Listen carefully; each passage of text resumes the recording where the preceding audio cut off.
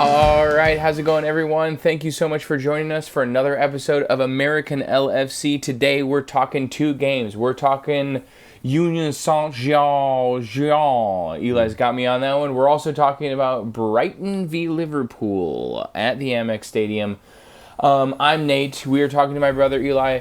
How you feeling about this week in Liverpool Football Club? It's ups and downs, right? The Europa game went well. I feel it was a solid performance.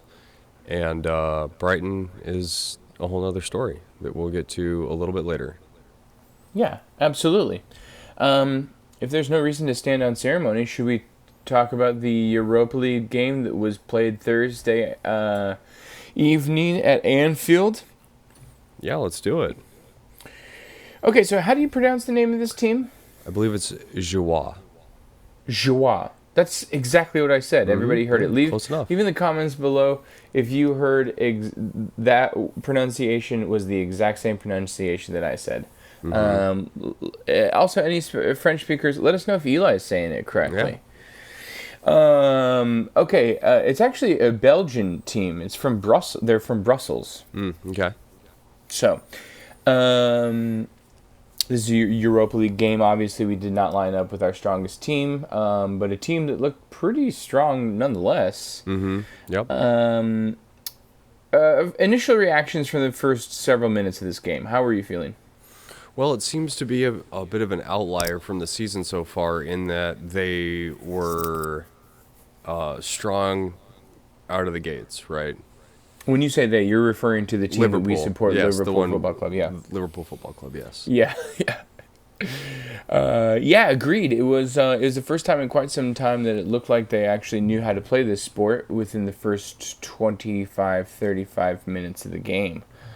In fact, there was a moment where in the fourth minute, Mo Salah had a breakaway, one-on-one with the keeper after a deflected ball, which normally you would peg him to slot home, but great goal, or great save from the goalkeeper. That was 4 minutes in, so it was just continued pressure after that. Yeah, so I think our next kind of item to discuss is the Darwin Nunez tap-in miss at 16 minutes. Yeah, so what do you think that's all about?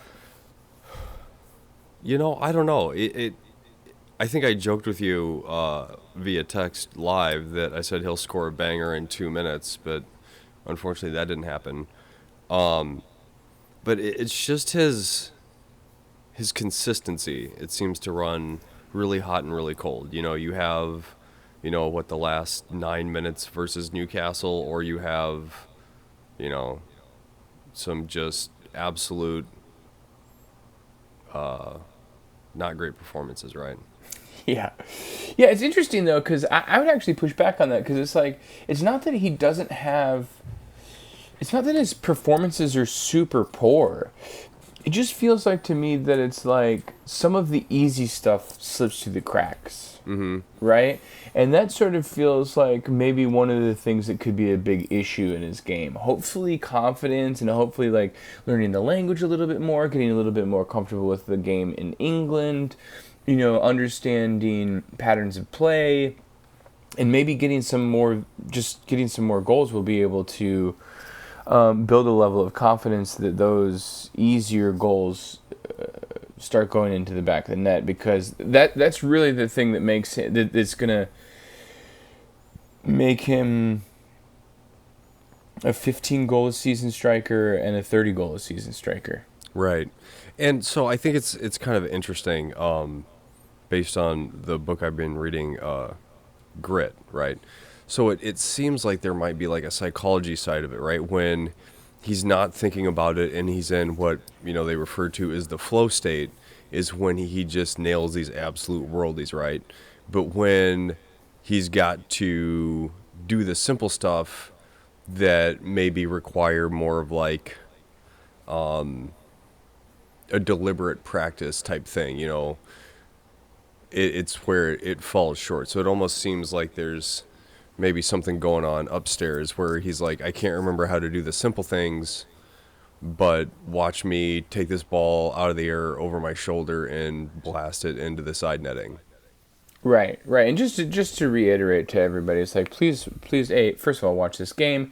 If you haven't watched the game, watch the highlights and just notice the fact that we're talking about an opportunity where a ball is passed to him. He is literally less than 2 yards away from the goal line with a wide open tap in, and he passes the ball wide. Mm-hmm. So it actually it would be difficult to miss this shot. Right. But he did it. But I will also say that it was like that wasn't the only shot that he missed. I think there were a couple other really great opportunities. But I think, I feel those opportunities came from the fact that he is sort of still doing his like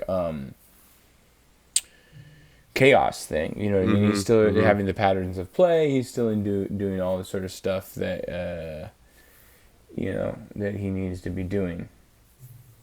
So, I mean, I don't think it's an indictment of him at all. I just think that it's like something that like there needs to be like a conscious focus, hopefully, in his finishing game. Whenever they're doing practices, he stays the extra 15 minutes and works on just passing the ball into the net from 3 yards away.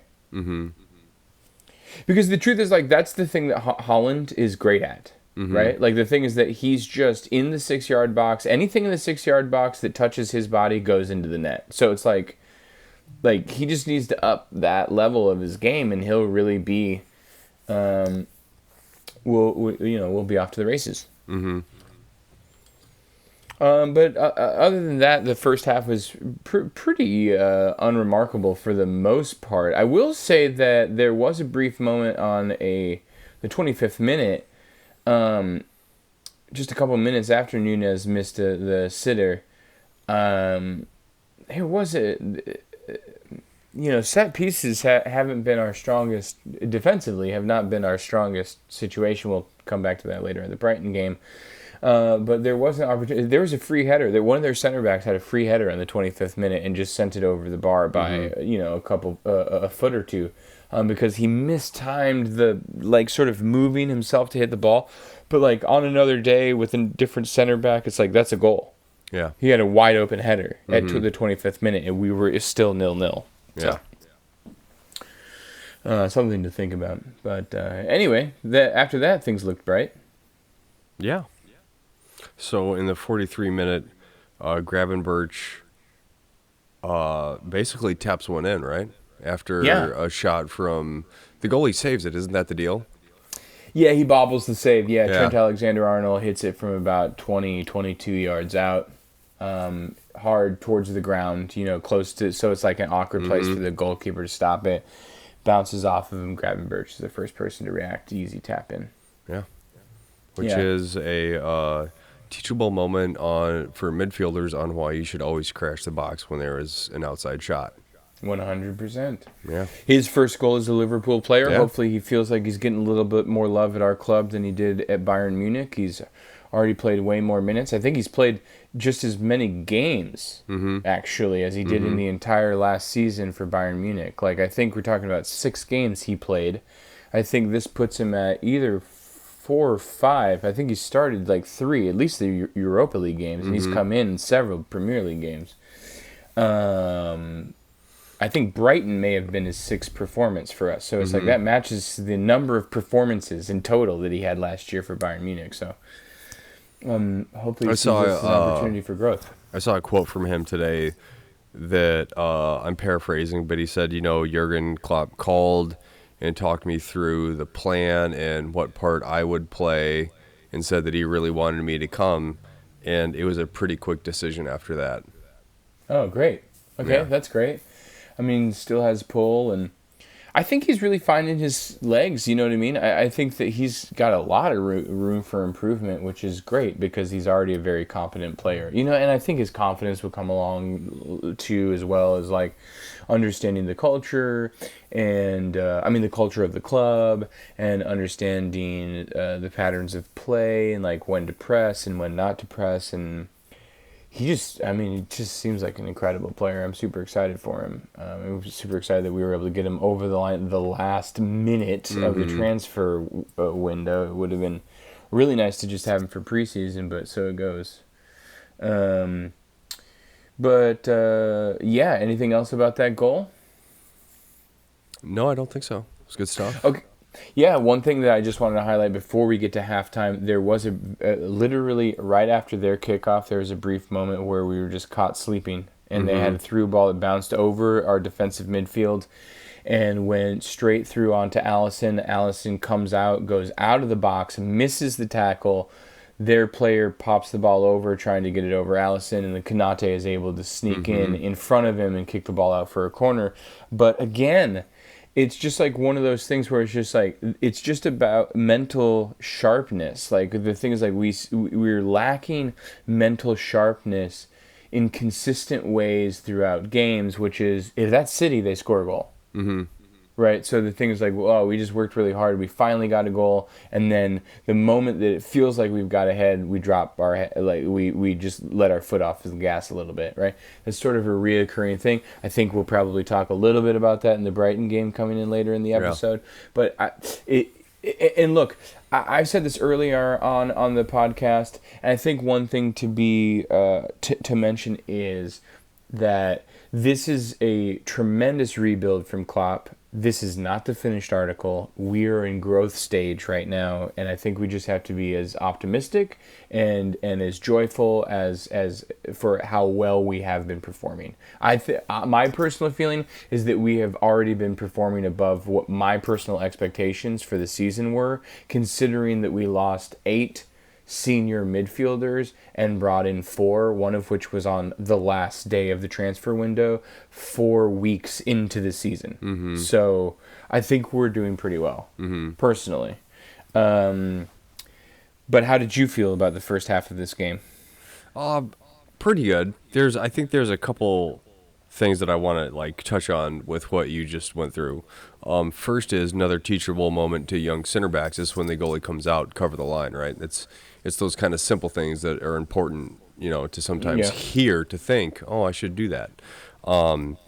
But talking about the kind of the mentality issues or the concentration issues, right? Like everybody rants and raves about Liverpool being a mentality monster, right?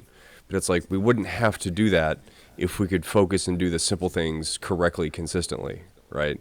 Yeah. Because it feels like our biggest issue so far this season has been just defensive lapse of judgment, which we'll touch on in the Brighton game, obviously, because there's a good few. Yeah. Well, let's get on to the second half because I think some of the substitutions may indicate what Klopp was also feeling concerned about, and I think that may be one of the reasons. So McAllister comes in for Endo. Diaz comes in for Nunez, I believe, and Curtis Jones comes on for Mo Salah, I believe. And I think that was clearly to just switch up some playing time for some people and get some minutes in their legs. I think the McAllister-Endo switch is tactical, and the Endo is just not up to... is still finding his footing on this team. And he's still just finding... Like, I think what would be ideal is basically... Which we do not have the luxury for, is what we would have done with Fabinho, which is that we purchased Fabinho in the summer and we didn't see him play until late December. Right? But the problem is, like, we just don't have the privilege of doing that with Endo. He just has to take minutes, right? Like first of all, McAllister's not a 6. And it couldn't be more apparent that he's not a 6 in the Brighton game. And we just need a human body to be able to take up that space who can do that job. And even though he's like sort of learning on the job, so to speak, I think he's catching up, but he's not quite there yet. And I think that's the tactical shift that Klopp makes, and honestly, it's like all of the substitutions have an immediate impact. Like they were sort of whatever position we were at in the first half, it just went up a complete gear. Like they didn't have any notable chance for the entire second half, and it was just constant pressure from our point going towards the Kop. I mean, and I'm curious to see what your thought is about the substitutions. If it was just tactical, or if it's Well, I would imagine it's tactical, but there's like layers to that decision though, right? Because there's like multiple benefits, right? Is you get Endo some time in the system, building match fitness. You get McAllister more time to, get game minutes in as the six in a lower pressure situation, being a goal ahead against a Belgian team in the Europa League versus, going back to Brighton. And then I was glad to see Harvey Elliott out at right wing because I think if he can be functional or productive in that position, it's just going to increase his options for contributing to the team, right? yeah.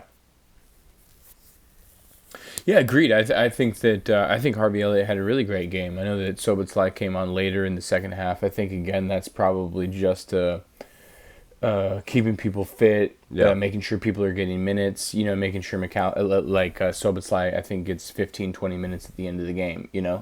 Great Harvey Elliott gets 70. Sobotlai gets 20. I think it's just the idea is we got 5 subs. Let's get some minutes in people's legs. Yeah, I mean, it feels like there's not too much to touch on, except we score a goal in the 92nd minute, almost constant pressure for all of the second half. Mm-hmm. They kind of just sit back, build bank of as many players as they can in the back, just trying to hit us sort of on the counter attack. They do have a set piece. They have a corner, and they throw bodies up there, and that's where we're able to score our second goal in transition off of some poor defensive choices from them. Jota just, basically handed the ball at the 18 and couldn't kind of just walk it towards the corner, really. Mm-hmm. Great finish, but kind of game, set, match at that point. Yeah. In all honesty, I missed about the last 10 minutes of the game because I had to go pick the boys up from school. Oh, okay, gotcha. Well, yeah, there wasn't too much, except for I will point out that in the 94th minute, Alexis McAllister at the number 6 position did receive the ball in the 6th position, basically where he's dropped in between the center backs, turns to pass it back to Allison to recycle play, but does not even look and realize that the striker is pressing Allison as the pass comes back, right? And so he passes it back. The striker basically goes for it. I think the striker was able to actually gain possession, but Allison slides like this and is able to hit the ball away into the corner. But again, we're going to come to it, and I hate to keep doing this and be like, but stick around for later in the episode when we talk about the Brighton v Liverpool game.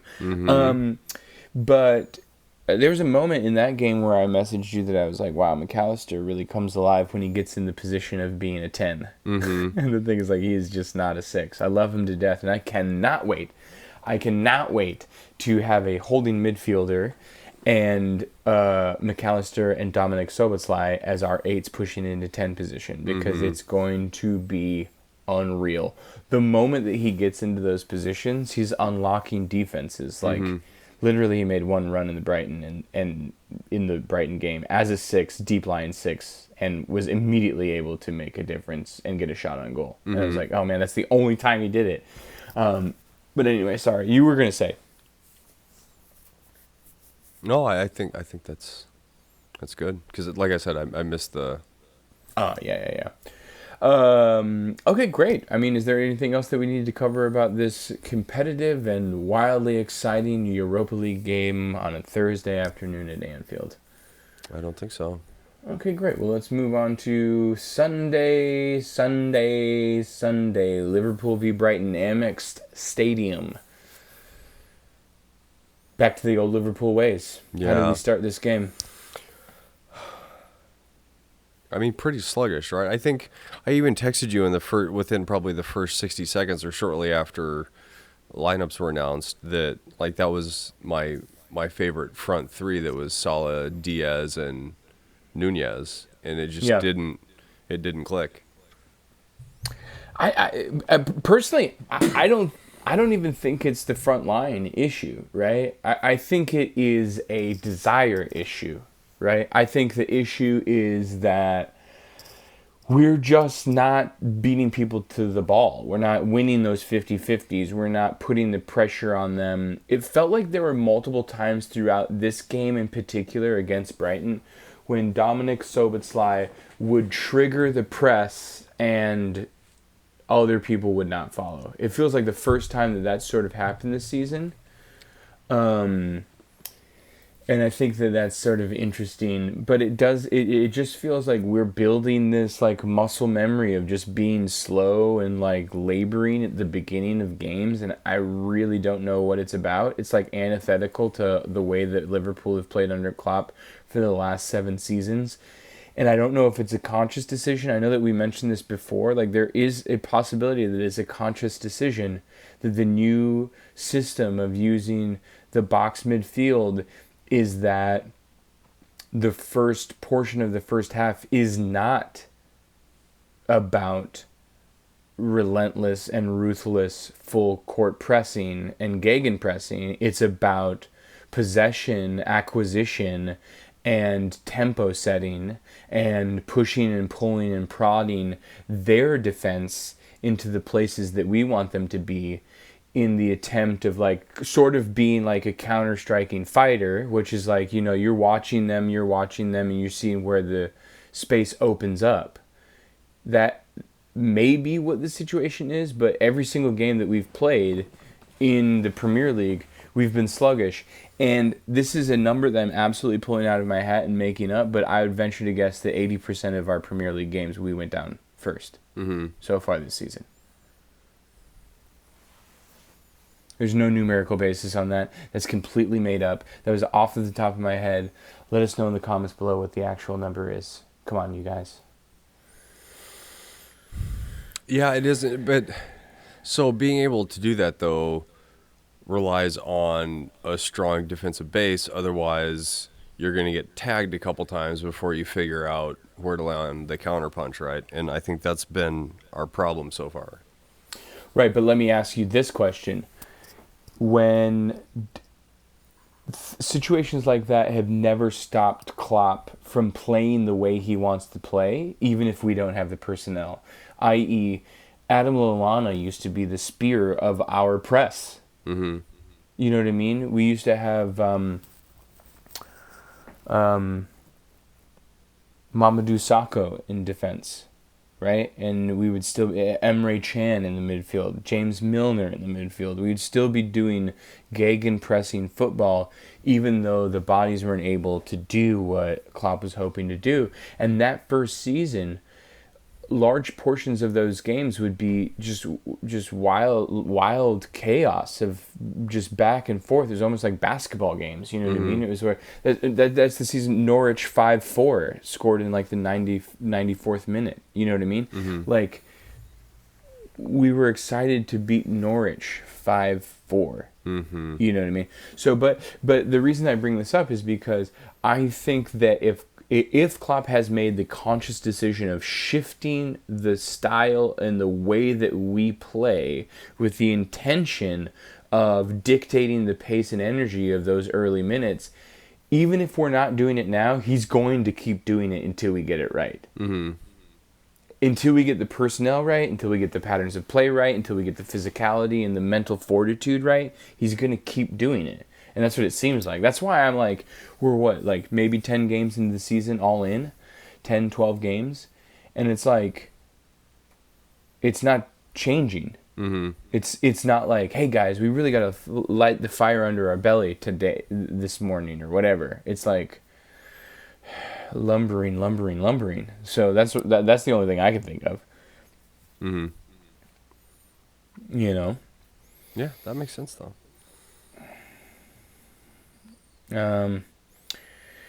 All right, well, just to continue to beat a Yeah, dead beat the horse, dead we were horse. slower. Yeah, we were slow at the first parts of like they had a series of corners in the first 4 minutes. I mean, they racked up like 5 corners in the first 5 minutes. It was like, okay, great. Like we just can't get a hold of the ball. And then McAllister plays like. Is it McAllister's fault? Is it Van Dijk's fault? What do you think?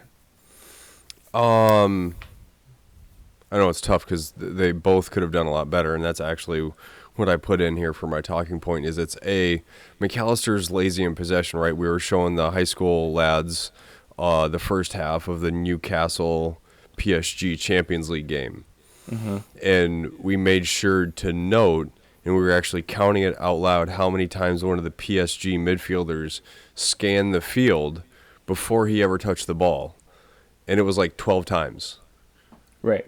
You know, that he was taking mental snapshots of everything around him before seconds, almost a minute before he ever got the ball, but was constantly scanning, right?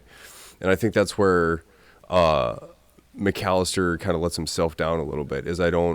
I'm going to make sure in the next week to watch, you know, specifically for that, to see how many times he's scanning the field. Yeah. But I think he lets himself down a little bit there because he just doesn't have, you know, the overall situational understanding of where everyone's at when he decides to make his pass, right? Because I think a professional a World Cup winner, knowing that defender was there, would not choose to try and make that pass, right? Oh, no, I'm sorry. Okay, I got a little confused. Anyway, he would know better than to try and turn in possession, right? If he knows there's a guy right on him, just send it back to Van Dijk so he can clear it, because clearly you're getting pressed, right? And so that does segue into my second point is Van Dijk should have just picked a different pass, because he's the one that can see what's behind McAllister's back, right? Because McAllister's back is to the field, right? So he should be able to see and recognize, again, as a world-class athlete, hey, that's not the pass I want to play because there's a dude charging down on him. I'm going to put it out to Robertson, who can then carry it up the wing, or hit it even further out to Diaz or cross the field, you know, to Mo or whatever. Right. Right. I just rewatched the highlights to remind myself of what was going on this weekend. And so the thing is what happens is that McAllister is really sloppy in the way that he receives the ball. His first touch from the pass like bounces a yard off of him. And then he's beaten to the possession for that touch, right? But the thing is like he was surrounded by three guys. Right. Like he was being pressured by three people when that pass came into him as well. So it's sort of like I think they both let themselves down. I think McAllister got caught in between two minds of doing what you were saying, which was one touching it back to Van Dijk or taking a touch himself and then assessing what's going on. Right. And I think that he just got caught in between the two minds, and it kind of went towards Van Dijk, but also he didn't have it tracked. So, and then because obviously we shouldn't be losing the ball in our defensive third that way. Obviously, Allison is way out of position because he had just passed the ball to Van Dijk, I think. But so it goes. You know what I mean? Mistakes happen. I saw a reel for a funny drill that I think would help this out is you stand with your back to a line of your teammates and they each have a ball, right? And so your back is to them. They're facing your back. You have to receive a ball and touch it within a little square. And if the ball goes out of that square, they all get to drill a shot at you. That sounds great. I don't think we could do that at the high school level because I think that would be hazing. But I thought it was great, right? Yeah, absolutely. Yeah, man, is it hazing? Anyway, obviously after the goal, we don't drop our heads. We kind of grow back into the game. We actually start to play some football for the first time in a couple minutes. And we actually score a really great goal in transition. You know what I mean? That's one of the things that's great about Brighton. It's like Brighton is like just absolutely interested in going toe-to-toe with everybody. They're like, great, we're just going to you throw a punch, we'll throw a punch. Let's see who wins. Well, and I think I texted you when the game was over about how much I like, is it De Zerbi? Yeah. Yeah. And you can see that like in his team style play, right? It's like we're gonna go at you as hard as we can, Yeah. which I like. You know, so Excuse me. So sorry. segue to a memory is today is 8 years of Jurgen Klopp. Is that true? October 9th? Really? October 9th, the date of recording, Wow. is 8 years. Wow. It's been a good run. Because, yeah, my memory popped up of him touching the "This is Anfield" sign when it still had the old stairs that went down and then back up. Oh, yeah. Oh, yeah. Oh, man. That's wild. That's cool. I mean, it's been a good run. Let's, long may it continue. Yeah. You know? But anyway, it's like that reminds me of the kind of the vintage Klopp before he really had the team he wanted. What he instilled was we're going to go toe to toe with everyone, or we're going to fail spectacularly trying. Yeah. But Brighton is probably ahead of where we were at in the curve, just because of how bad the team he inherited was.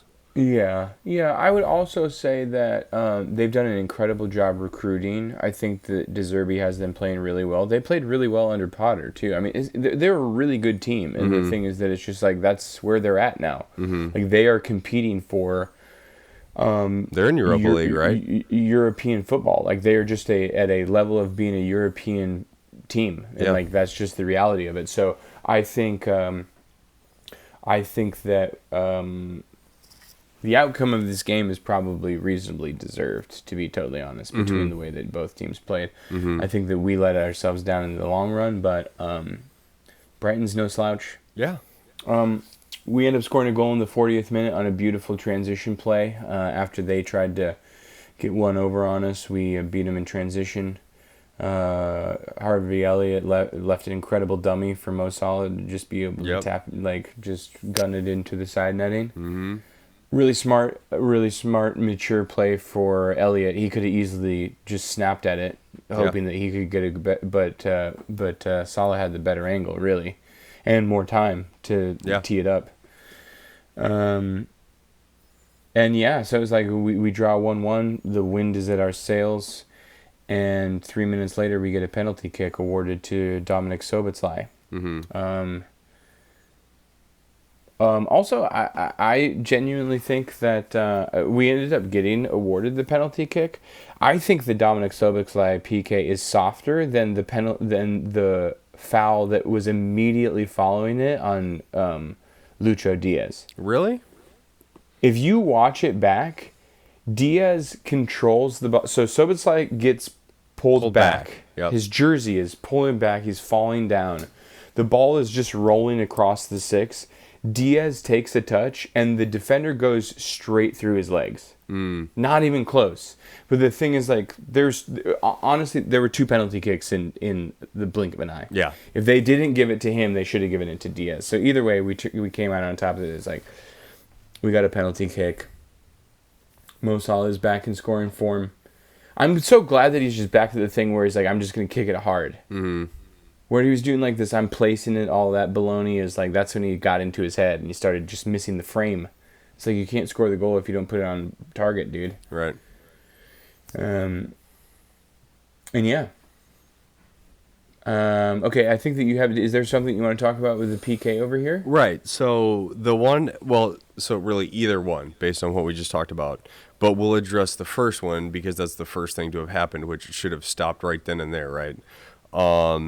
Is that the Brighton player that pulls Szoboszlai back should have seen a straight red for denial of a goal-scoring opportunity, right? And here's the IFAB section that covers that, where a player commits an offense against an opponent within their own penalty area, which denies an opponent an obvious goal-scoring opportunity, and the referee awards a penalty kick. The offender is cautioned if the offense was an attempt to play the ball or challenge for the ball, in all of their circumstances, such as holding, pulling, pushing, no possibility to play the ball, etc., the offending player must be sent off. Right, which is what Virgil van Dijk would have gotten his straight red card for against Newcastle. Yep. Because it was a goal-scoring opportunity that was outside of the box. That's how much of a goal-scoring opportunity it was. Interesting. This is interesting. It does feel to me like that's, by the letter of the law, that's probably reasonable. The fact that that defender did not get a red card in that game. Or even a yellow, right? I didn't even bat an eye at it. I was like, oh, okay, whatever. It's all rigged. Is it though? Is it rigged though? I would if that would have happened to us, if we would have given a penalty kick for the exact same foul and then they would have given that player a red card, I would have felt really hard done by. I would be like, that's absurd. But what you're saying by the letter of the law is like, yeah, that player should have been sent off. It was a clear goal-scoring opportunity that Szoboszlai had. He was the last defender. I mean, it all took place in between the 6-yard line and the PK Well, line. I guess so. Looking at it, right, because the way the qualifiers are broken up. So maybe they're saying it wasn't the denial of a clear goal-scoring opportunity. It was just a foul inside the box. And therefore, the punishments don't apply because it wasn't the denial of a clear goal-scoring opportunity because, I guess, the keeper's right there, maybe? I don't know. I'm just devil's avocado, Larry. You know, that's the only thing I can think of how they could possibly frame the defense of their sham show. Yeah, it's interesting. I mean, at the moment of us being awarded that penalty kick, were you railing against the fact that they didn't give a straight red card?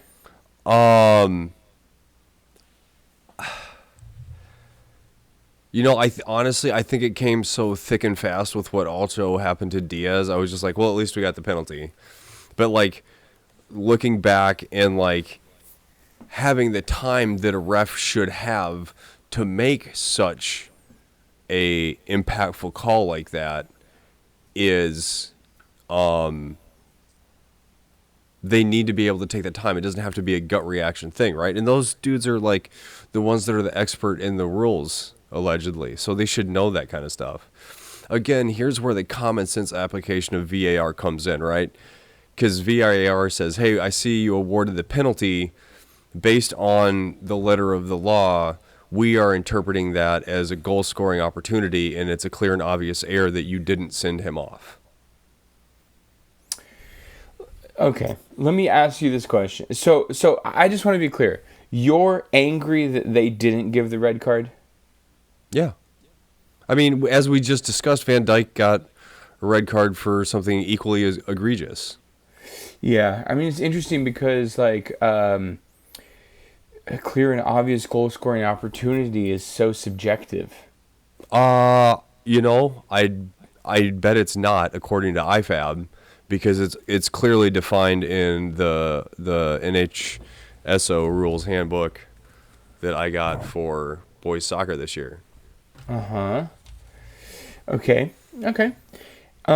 Interesting. I mean, I guess if it's the rules, I'll just say that I didn't think about it one time in that game until you brought it up to me later, after hearing about it. I was like, oh, okay, yeah, I guess that could have been red card. Mm-hmm. Well, hey, I'm just saying. Yeah. You know, picking and choosing which rules you want to follow is a slippery slope, right? It's like, hey, you kind of got to follow all of them, or there's no point in following any of them. You're right. No, agreed. But again, it's just, I don't know, maybe it's the word trigger is an exaggeration, but it's upsetting because of happy Jurgen Klopp Day. Happy Jurgen Klopp Day. Happy Jurgen Klopp Day, everyone. Thank you, Siri.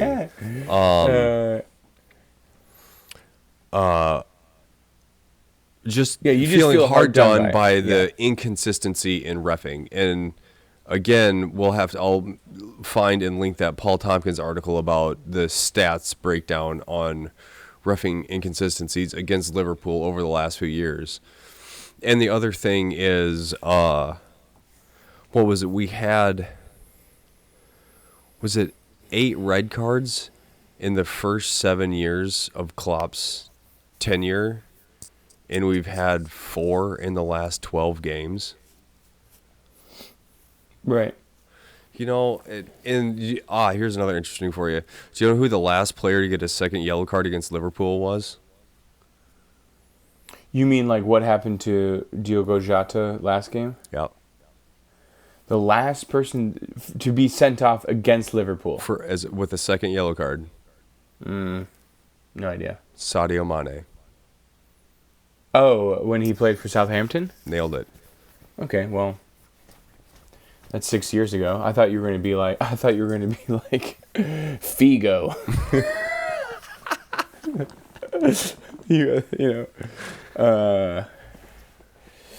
Yeah, anyway, yes, it is interesting. I guess I agree. It's I would be interested to hear how other people who are maybe not biased by the fact that we're Liverpool fans would adjudicate this decision. Well, I think part of the thing is the fact that there were 2 or 3 other defensive players in the box. I think that's part of the argument. That's where I'd want to, because the replay I looked up right before we started the call was very narrow. It's like they had zoomed in on the frame even, so you couldn't see where everyone was stationed between Szoboszlai and, say, the goal line to determine, okay, is this a goal-scoring opportunity or not? So I just... Yeah. Right. Again, that's why I say, like, hey, looking at how the rule is written, they could defend themselves by saying, well, based on X, Y, and Z, it wasn't a goal-scoring opportunity, and therefore it's a foul and a penalty, but not a card. I mean, the thing that's wild is it was a clear goal-scoring opportunity, which denies an opponent an obvious goal-scoring opportunity. The referee awards a PK. The offender is cautioned if the offense was an attempt to play the ball or challenge for the ball. In all other circumstances, pulling. So he didn't attempt to play the ball. He pulled him down. Yeah, that's the qualifier that makes it a straight red. Yeah, because it says literally right there, pulling. Yeah. Okay. I mean, yeah. But see again, should have been sent off. We'd have to look at where the other players were at in the box. Position, yeah. Right. Here's what I will say is that I spent watching this game. I had no alarm bells at all, and I feel like the fact is like even though this is the rules, like there has to like I'm furious about the number of reds that we've been given as a team already this season, but I'm equally furious about how many other reds have been given to teams across the season. They're like brandishing them as weapons to say, do what we say, we are the rule makers, instead of being like, how do we make these decisions that adjudicate the game to be what it is intended for, entertainment for us to consume. Because we are the most important people in this process. And they are making themselves the most important people in this process. It is interesting, right? Because it does feel like almost a very childish reaction to, oh, you said I messed up, so now I'm going to just be extra mean to you. Yeah. I mean, that's sort right, of because the way like so much like the whole. I'd love to go back and see the footage, but apparently, is it Paul Merson, who I believe is an ex player, right? No, Arsenal player. Arsenal, okay. Paul Merson is an Arsenal player. Okay, whoops. We'll have to bleep that out. Yeah. Apparently, he let Mike Dean have it on like Sunday football. I watched that clip. It was very interesting. I mean, basically the whole thing. Mike Dean's okay. So rewind a little bit, guys. We're talking about the game last week against Spurs, where we had 2 players sent off. We had a goal disallowed that was absolutely a goal for offsides because the referees made a clear and obvious error, and it was recorded on audio, which was released, and everybody in the world knows that they messed up, including the people who did it, who are now not working. Paul Merson was basically so Mike Dean was saying, a very successful and retired referee was saying as they were listening to the audio, once the play starts again, they cannot go back. It is written into the rules that the PGMOL has dictated for how the game works. It's once play has begun again after a VAR decision, you cannot go back. It is impossible. It's written in the bylaws. And all of the ex-players who were on the panels were like, yeah, but why? And every time they would say, yeah, but why? Mike Dean would just say, but it's in the rules. It's written in the rules. And then Paul Merson was finally just like, sod the rules. It's making things worse. You guys messed up. Why are you falling back on arbitrary stuff that you've written to like justify this away? It doesn't make anything better. You're wrong. That's basically what he was saying. You know, and I think that everybody has a really good point. I think that Mike Dean has an interesting point, but I think it's super flawed because his excuse as to why it's set up that way is that, okay, let's say for instance they his example was like, oh, okay, let's say on-field call is that an attacking team gets a corner kick, right? And the kick is taken, but VAR is able to see that that's not, even though VAR does not adjudicate or does not make decisions on going in and out, but if that is the wrong call on the field and they score a goal off that, what do? Just chalk off the goal? Mm-hmm. That was Mike Dean's like sort of excuse. Mm-hmm. To which I would say, yes, absolutely. Yeah, I mean the thing, but the thing has to be set up as like, okay, so does that mean VAR is also dictating what happens for every throw in and every goal and corner kick? So here's like my thing is, you're not telling me that, or you can't tell me AI is not at the point where they could have almost split-second rulings on out-of-bounds play. Yeah, I mean, part of it is that that would be perception. I think some of it's just dealing with as far, like, one thing, like, on a practical level is you would need to have, like, cameras set up so that you can get a straight line of every portion of the out of bounds to see where it goes out. Yeah, well, no. Well, yeah. But you still, like, because didn't in the 2022 World Cup, they had, like, sensors in the ball and, like, laser lines drawn around the field, right? I mean, they should be able. They can do goal line technology. You'd think that they would be able to do it for out of bounds everywhere. I mean, they can do this stuff on tennis, right? Where they do like these instant virtual replays of where the tennis ball lands. Yeah. Anyway, sorry guys, we're going long tonight, y'all. Yeah. We're going long. We probably should. Yeah, I mean it's pretty quick, kind of from that point forward. We do start off well in the second half. Oh, incredible. And then on 53 minutes, Gravenberch executes the harder of the two outcomes of that situation and hits the crossbar and not the empty net. Yeah, so we played really well coming out of the second half, and they were in addition to Ryan Gravenberch hitting the crossbar from less than 2 yards out, which again, like you said, is a very impressive feat considering there was a huge gaping goal in front of him. Lucho Diaz had a couple of really great opportunities. Jota had a good opportunity, if I remember correctly. There were like 3 or 4 legitimate chances that we could just put this game to bed, and we just didn't. And personally, that's on us. Yep. I think the thing is like that's to me that's another one of the things that we were talking about as far as mentality and being switched on, which is like millimeters matter, and they could have absolutely put this game out of reach, but they didn't. So,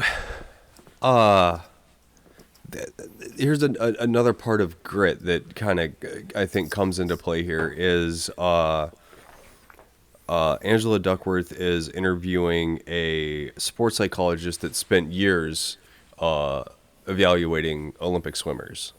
And it's basically comes down to doing all the mundane things better than anyone else to put together the one race that will set an Olympic record, right? Sure. And it seems like that's where we're lacking is the execution of all those mundane things, right? It's the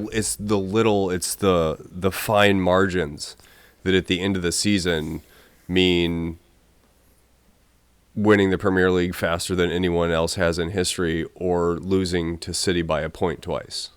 Right. Exactly. You know? Yeah. And I've said it before in this podcast. I think that I said it earlier today. It's been a while since I remember how we started this, but the team's not the finished article. You know what I mean? Yep. They are shaping and sharpening as we are watching, and the personnel isn't there. Like, the thing is, like, we did genuinely need a Caicedo. Yeah. Like, we did genuinely need a Lavia. And hopefully they address that in January. But who knows? They may not, and we'll see, and that would be annoying. I think actually let's put a pin in that for now, because that was actually my question for you. I have two questions for you at the end of the episode here. Oh, okay, great copy. Okay, so let's go on to the next thing. Right? Is the fans? Well, they're not fans of Liverpool, but other football enthusiasts saying that Van Dijk should have had a handball in the what do we say, 69th minute, when it bounces off his thigh and into his hand, which is in a normal body position. Yeah, I think the thing is, like, look, everybody just wants to be angry about stuff. Everybody wants to be super reactionary on social media. Everybody's got us in the crosshairs right now. Like, we're the whipping boy, we're the whipping post. Like, we're the butt of all the jokes because we're the ones standing up and being like, hey, is everybody else cool with the PGMOL just being garbage at their jobs? I think not in a million years is that a handball. It bounces off of his leg and then onto his hands. Like, we all know how the game works. It's like, that would be absurd. If they start giving handballs for that, that's atrocious. So I'm now gonna bring up the same thing that I texted you at that moment. It's analogous to Curtis's red card for going over the ball, right? You can't just stop the laws of physics. You know, Curtis couldn't stop his foot going over the ball any more than Van Dijk can change the route the ball travels off his leg or move his hand. You know, it's. Yeah, no, agreed. I think the call from the Spurs game was also horrible. I from what I saw on social media, other fans of other teams also thought that was a terrible call and that it shouldn't have been made. But the truth is, like, they made the call and now they doubled down on it because they won't overturn the suspension. Yeah, they doubled down on the straight red. They doubled down on Jota's red, and yeah. I mean, it seems to me, like, I'm projecting this, but it seems to me that if they would have admitted that they admitted to being wrong about the offsides call and that they should have awarded a goal to Liverpool before Spurs scored 90 seconds later, they messed up on that, and it feels to me like, in their minds, if they would to overturn other calls on that game, it would completely undercut the legitimacy of not only the main referee about his on-field decisions, but also all of the referees in the English game. And so I think they're sort of like in this huddle mentality, and they're just like, we're just going to back every single thing that they do because, yeah, there was a mistake over here. Don't look at this. Don't look at this. I think that's what's happening. Anyway. Yeah. Okay. Let me just say, this is just like an overall thing, is like, I think if they're giving handballs for that's outrageous. I don't think anybody in the Premier League should be given a handball for that. Yeah, I think that if somebody drills a ball at your groin and it bounces off your hand on the way out, then let me say this. If that ball bounced off of Van Dijk's hand and went into the goal, do you think Brighton fans would be pissed off about not getting a penalty kick? Great. Yeah. Great. Okay, moving on. So Brighton do grow into the game. over the next, 15, 20 minutes. Yeah. And then it goes from just okay to not great. Yeah, so this is another one of those situations where we're talking about fine margins. We're talking about really making sure that you are on your best game and being really attentive to all the small details, which is, first of all, they should not have given up the defensive foul in the first place, right? It was the second time, or they ended up giving up this exact same foul twice, and it was basically what was going on. I cannot remember the player's name, unfortunately, I should look it up, but he was able to, Matoma. He was able to grab the ball on the left wing. Incredible player. Really, really competent. Really great at dribbling at players. But the problem is that Konate, or I think it was Matip at the time, would step out to play that right back role, basically to cover for Trent. And then he would slow them down, and then Trent would show up, and then Matoma would just go in between both of them, and then one of them would be forced to foul him because he could get through or the ball could get through, right? And so that happened twice. The first of which they gave up a goal. Andy Robertson consciously chose not to kick the ball, even though it was probably his ball to deal with. I'm curious what your thoughts are about that. On the first one or the second one? The first one that they gave up a goal on.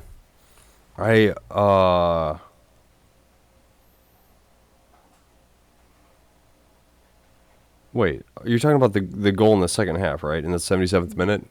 Yeah, that was Oh, yeah. okay, They okay. scored on their first set piece of the two that they had. It just was a reoccurring problem, but they scored. So I was just a little confused about what you were saying. So, yeah, I mean, because Robertson jumps and turns his back to it, and then looks over his shoulder and watches it go by.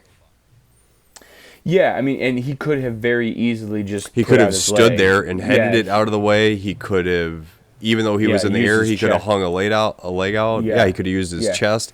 I It mean, looked like he was moving to actually defend it, and what it seems like is that he heard somebody say something, and he consciously chose not to do it. Because that's what it seemed like to me, is that he was about to go to it, and then he stopped.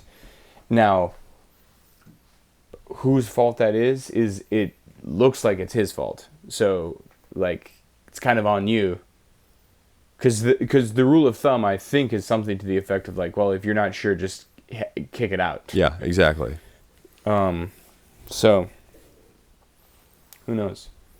Either way, it was a very defendable and easily defended in-swinging cross from a set piece that was not dealt with and then bounced off of Dunk's leg into the goal. Yeah.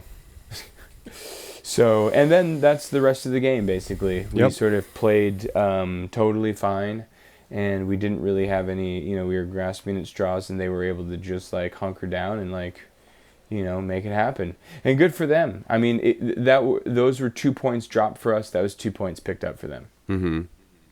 Yeah. Because we were in the driver's seat. Yeah, especially since City had lost. Yeah. Yep. Or did end up losing. Sorry, they played the later game. So here's my two questions for you, and we'll go with the most recent one. Is it time for a new left back or left center back? And if so, who? Mickey van der Ven, because he's playing out of his mind at Tottenham Hotspurs and just scored a goal in their last game when they had 10 players playing against Luton. And that's who we should have got in the summer. When we could have bought him, and he was interested coming to us. And I guess the premise of that, though, is that we wouldn't have gotten Ryan Gravenberch, though, probably. Yeah. If we would have gotten him, we probably wouldn't have got Gravenberch. The answer is that I don't know. I don't know enough of the other leagues to know what left back we need to get. We do need to get a left center back, right? Well, so, okay. So let's do a little callback here. You're talking about how Klopp has historically played a system without necessarily having the personnel to do it, right? So is the solution now we're just going to weather the storm with what we have and gradually work Gerald Kwanzaa into that position and save ourselves a ton of money on the transfer market. But he's not left-footed. I think the thing is, Jarell Quansah replaces Virgil van Dijk, who is the center, who would be the left center back of the. So well, I thought you said you wanted a left center back. Yeah, but yes. So a left back who is a center back. So a left-footed center back that can do both. Yeah, who would take Robertson's position? Mm-hmm. What I'm saying is Robertson should be replaced with a center back. Yeah. Okay. Yeah. And the problem is that Joe Gomez, if he was left-footed, would be the perfect solution to that. Yeah. Yep. But he's right-footed, and so is Jarell Quansah. That's why I think it has to be a left-footed player. I think it just makes sense for so many statistical reasons. We try and sound fancy by calling it a box midfield, but it's really just like almost like a 3-5-2 with two pivots, right? For 3-4-3. Yeah, or 3-4-3. It's really a 5-5 is what it is. Yeah. There's just 5 players and then there's 5 players. Yeah. The guys they all play offense and they all play defense. Yeah. Is right. Do we need an out and out, for lack of a better term, left wing back in a traditional left back spot? If the plan is to have, Trent playing as part of a double pivot with whatever my next question is, which is, who do you get for a 6? I guess Andre. The dude from Brazil, yeah. Yeah. I mean, there were so many of them available this summer that we just refused to go and get. Well, I mean, it wasn't for a lack of trying, right? No, 100%. It's but just I think Todd Bowley being a ding-dong and spending way too much money on... 100%. That look, we tried. We gave it the old college try to get Caicedo, and I think that they legitimately thought that he was going to come. Yeah. Like they would not have put the money if they didn't think that they were going to get him. I mean, I don't know how true it is, but I think didn't Fabrizio Romano say that Caicedo had given them a verbal agreement to terms? Right. Yeah, and then at least my impression is that the next morning after that happened, they put in the official bid. The agent changed his mind because the agent would get a larger commission out of the Chelsea deal. Mm-hmm. Okay, but that is whatever it is, anyway, right? Yep, and then done. we lost Lavia, right? Because of that whole fallout, and that's on him. I personally don't think that's on us. This is a little bit tinfoil hat stuff. There are some journalists who are not from Liverpool that claimed that Liverpool attempted a £60 million bid for Lavia that was rejected because the player chose Chelsea. I do not believe that because I've never heard any Liverpool inside journalist confirm that they ever outbid Chelsea. Mm-hmm. I think what happened was Chelsea bid $55 million as an FU to Liverpool while we were trying to get Caicedo, and then we never went back in for him, and Southampton's like, we'll take your £55 million, please, Chelsea. Thank you. That's what you offered. Mm-hmm. And Liverpool were like, yeah, we offered 48. We're good. And didn't Chelsea had to pull out of a deal for... Tyler Adams. The American, yeah. Tyler Adams. The answer to your question is Andre is the only player that we've even been linked to that I think would be able to do what we need to do at the price point that we need, right? Because it's talking about £25 million. They were talking about getting him for 40 in the summer, but that he might have a release clause in January for £25 million. Decore was, I think, £72 million or something like that. Like Crystal Palace, I don't think will be super interested to let him leave in January. I think it's more likely that we could probably get somebody from Brazil or somebody from a league whose season is coming to an end in January. or somebody who can force a move, somebody who's got 6 months or 18 months left on their contract. They're sort of a big player in a small team, and we can come in and bully them around, and the player can be like, hey, come on, this is my shot to up. I really want to go to Liverpool. Let's make this happen. I think that's the only way that we're going to be able to pull something off. I think it will happen in January. I don't know who it's going to be, but I think we will get a defensive midfield cover in January, because I'm not sure Endo is going to be the answer. I do not think we will get a left back. Okay. Maybe next summer, hopefully. I think next summer. I think that's what will happen. Well, because I mean, I don't know. We're long on time. We can wax lyrical about transfer policy some other time. Yeah.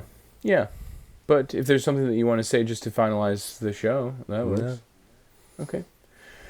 All right, sounds great, guys. Thank you. Yeah, we did go a little bit long tonight. Apologies. There's a lot of stuff to talk about. We had to catch up a little bit on the Spurs game. Sorry, we were having some technical issues, but we are figuring it out, y'all. We're going to be doing the show consistently every Monday evening, posting Tuesday afternoon. Be sure to subscribe, follow.